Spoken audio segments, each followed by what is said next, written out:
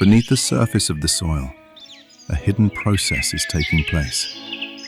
Roots, buds, and bulbs wait in silence. As soon as conditions are right, the plants start to grow.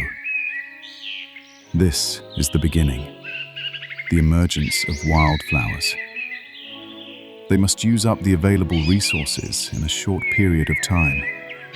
The stems elongate, the leaves open, and soon the flowers appear. Colors unfold, shades of yellow, white, purple, blue. But these colors are not accidental. The primary function of flowers is to attract pollinators. Insects see the world differently. For them, the patterns of flowers are precise directional signs.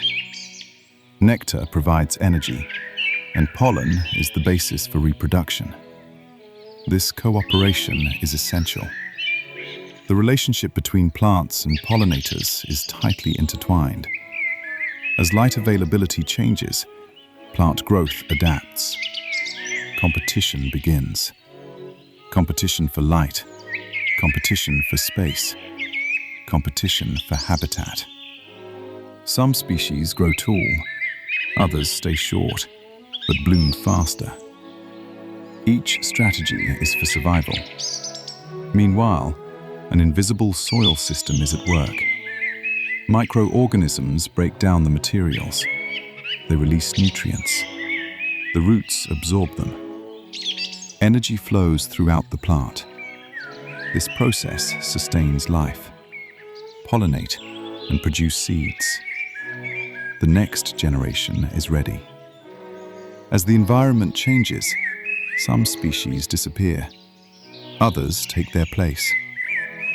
The landscape is in constant motion, but the system is constant, a finely tuned balance. When you look closer, this world is not just spectacular, it is extremely precise. The wildflowers do not appear.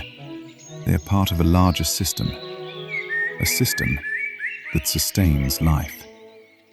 Silent, invisibly, and in perfect harmony.